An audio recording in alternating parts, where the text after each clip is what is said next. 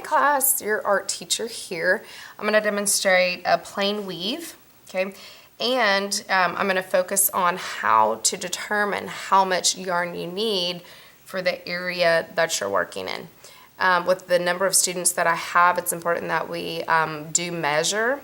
One, so that our loom is symmetrical, so the top is the same as the bottom. So the sections that we weave at the top are the same as the one at the bottom. You could count rows, but it's extremely helpful if you'll measure your yarn as you're cutting it, and you'll cut two pieces that are the same length so that you don't waste it, and then and you really don't have to count your rows. You just use the yarn. Once the yarn runs out, then you know then that section of your weaving is complete. So what I have my students do is I have them measure their yarn. We use yardsticks, okay? 1 yard, as you know, is 36 inches. Okay, that's 3 feet. 1 yard equals 3 feet. 3 feet equals 1 yard. So what I'll have my students do is I'll have them pull from, grab some yarn right here. I'll have them pull from we have what's called a yarn tower that houses all of our yarn.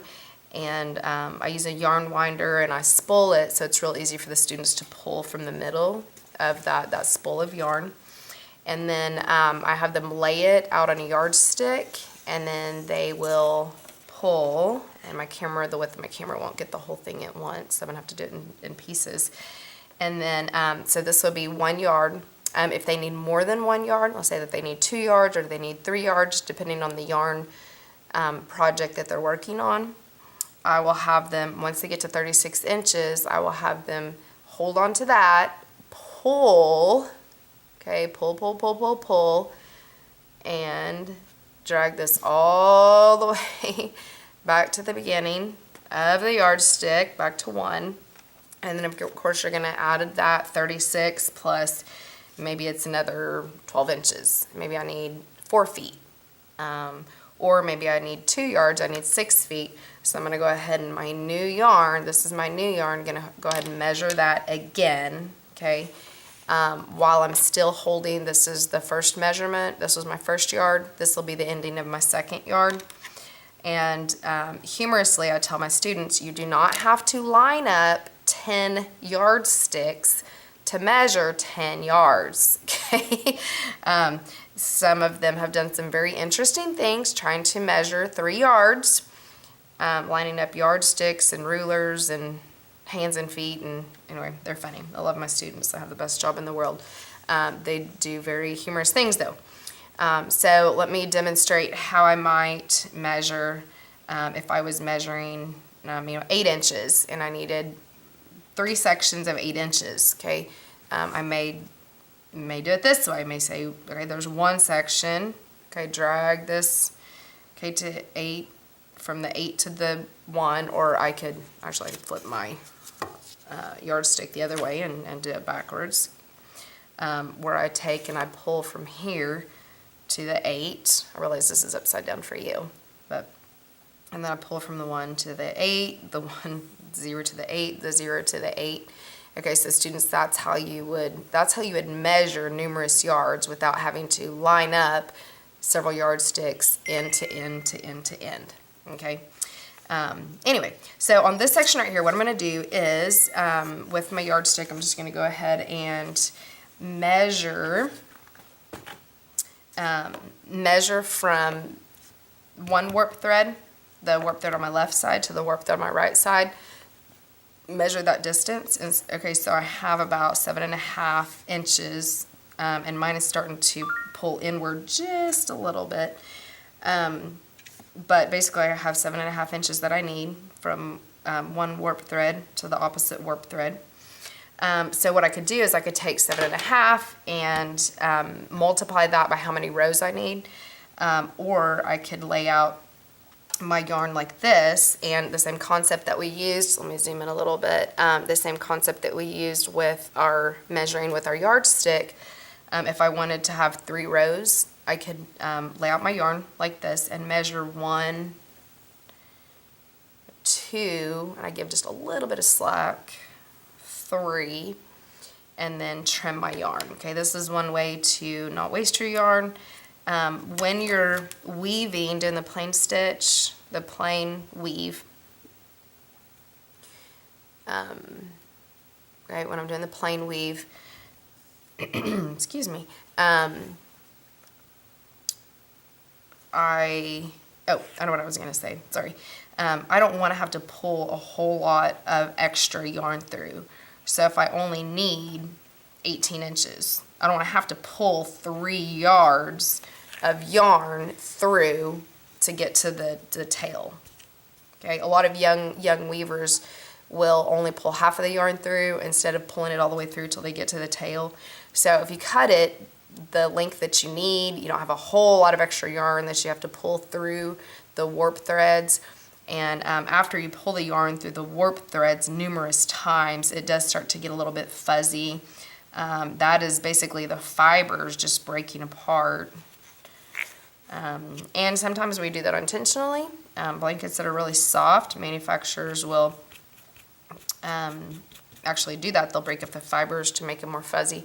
For what we're doing on this weaving, this plain weave, this over under pattern, we do not want to have our weft threads, our threads that go from right to left. We don't want to have our weft threads broken apart. Okay. And just a reminder for my young weavers, when you get to the end of your row, right here, if it ends under, like this ended under this warp thread, the next row I'm going to start over, okay, so that we have that opposite checkerboard pattern. So my weaving, when I'm doing the plain weave, should always have an over under pattern. Let me see if I can zoom in so that you guys can see that. This video camera is pretty amazing. I'm not sure if I should give a shout out to the video manufacturer. But anyway, it's been really great video camera, high definition camera. I encourage you, if you do a lot of videoing, to get one. When you upload it online, whatever you're uploading to, whatever program, software, YouTube, website, whatever you're uploading it to, hopefully they won't lower the resolution so much that you don't get that nice, clear, crisp image. But it does take up a lot of space, a lot of memory. But anyway, so over, under, remember to continue that pattern. And I know I went to a weaving workshop a few years back, and they did not use needles. They were using upright looms, vertical looms that were basically freestanding, which I don't have any of those in my elementary art classroom. Not really a need for it, and I really don't want to build one, don't want to buy one, because these looms, for what we're doing and what we're learning, these looms work perfectly. But typically with an upright loom, a freestanding vertical loom, you don't have the restriction of the cardboard that's so close to the back of your warp threads. So you can manipulate it and weave it by hand and hand weave your weft threads. So anyway, so I learned that was really amazing to see people who'd never done weaving end up being weavers later in life, after retirement, or just get together as a social group and weave. Neat. I like the concept, the idea. I feel like in my art room, I feel like we are kind of social weavers as well. My students definitely like to socialize while they're weaving, and it's relaxing. It's very therapeutic. I guess if you had to do something that was therapeutic, this would be a great, inexpensive, healthy, mentally healthy activity. And I'm running out of yarn here to work with. I'm pretty conservative. I don't like to waste any of my yarn, so if I have to, I will kind of stretch my yarn back a little bit to try to get all woven on there. And of course, I have to frequently remind my students not to pull too tight when they're weaving, because we don't want to warp the warp. We don't want it to curve in. We like a very wide waist, not a skinny waist on our weaving. And put those, okay, and another little helpful hint right here, using these combs. I handmade these out of pieces of wood, hot glued them together, put a little button in between to fill in the gap, the space that it made between the comb and the, well, fill in the gap on the ends. Anyway, so this, we could use this as a beater. You can use it to comb, to separate, to push your weaving together. Anyway, that's a little helpful tool that I've made. And if you have two of them, then obviously you can push from both sides on your loom. Anyway, so that is the plain weave right there. Over, under, and a few helpful hints and tips. And anyway, happy weaving. Bye.